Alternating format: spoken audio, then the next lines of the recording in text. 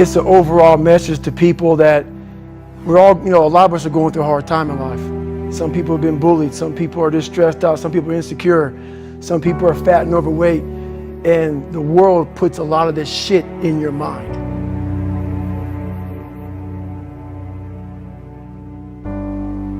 I call myself fat because I was fat. And people don't want to do that. They want to say, oh, don't call yourself fat.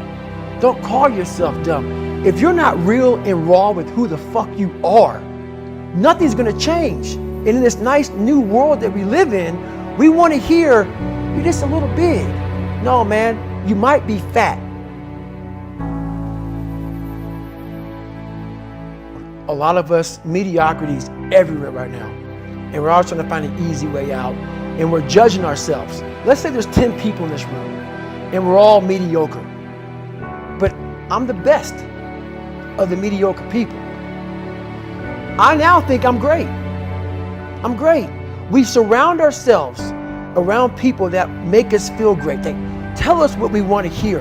The second we put ourselves amongst the uncommon people, we don't like that feeling. That challenging feeling of that person who's waking up at 3:30 in the morning and say, hey, put your shit on, we're going for a run. We don't like that challenge. We like that person who says, hey, man, I don't feel good today, man. And they say, oh, it's okay, brother. Take a day off, man. We'll get a pizza and shit, watch the game. We like that. We love that feeling. Why? Because you understand, man, we're good, bro. We don't want that motherfuckers like this. Hey, man, no, bro. Get your fucking shit on, man. Stop being a punk. We don't want that in our lives. We don't want that person who's constantly challenging our weaknesses. We want that person who's constantly, making us feel nice and good and secure in ours. That's the mediocrity of life. We want to be the best amongst the average people. People wonder, how do you stay hungry all the time? Because after I accomplish something, I don't sit back like a lot of guys who graduate buds, graduate this, graduate that. They get comfortable. They wonder why I'm getting weak, man. I don't know, I lost my edge. What's going on? Because once you hit the top of the fucking mountain, guess what happened? I'm good. I'm good, so you wonder why you're falling down now. Because once you reach the top of the mountain, you gotta build a fucking another one. That's mediocrity.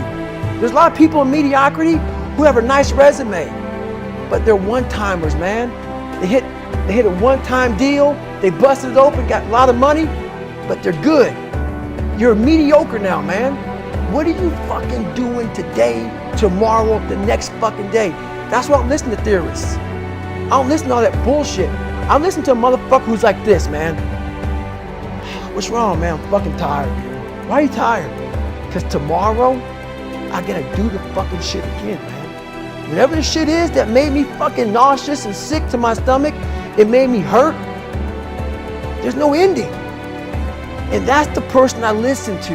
That's the person who's gained knowledge. You gain knowledge through suffering. And on the other end of suffering is a world that very few have ever seen. It's a beautiful world because that's where you find yourself. You don't find yourself in over here. You find yourself on the other end. Like the 100-mile race I was on, where I ran it for 24 hours, I found myself on the other end of that fucking race. That 19 hours, I found, wow, there's a whole nother fucking world out here that I've never even saw. The world's in your mind. And that's what all that mediocrity is about. Mediocrity is contagious. I believe that most human beings are only living at about 40% of their capability. So the mind has a governor, like a car. If you're driving a car and the car has a governor on it, the car may say 130 miles an hour, but the governor is set for 91. Once that governor sets in, you get to 91, that car starts doing this. The car wants to go. The car wants to go, but that fucking factory said, we're not going past 91. We have a factory, a nice governor in our brain, and it's a survival mechanism. It protects us from pain and suffering. The second we feel that shit, our mind says, oh no, this isn't fun. We should back off. We should sit down, find something more comfortable. And there's something about the mind. The mind has the tactical advantage over you at all times. At all times of your life, the mind has a tactical advantage over you. Why is that? It knows what you're afraid of. It knows your insecurities. It knows your deep, dark lies. And it starts to push you away from that shit. It pushes you in a direction that is comfortable. The mind controls everything. So what I realized was that when I was growing up and I was 300 pounds and I got all fat and I got all insecure, I realized that my mind kept taking me in this direction. When things got uncomfortable for me, when I was facing my insecurities, I was facing my fears, my mind said, oh no, we have the tactical advantage. We need to get you, separate you from this feeling over here. Life's all about feelings. We want the happy feeling. We don't want that feeling of this sucks. Why am I here? And you don't have any, so you can't answer those questions, so you leave.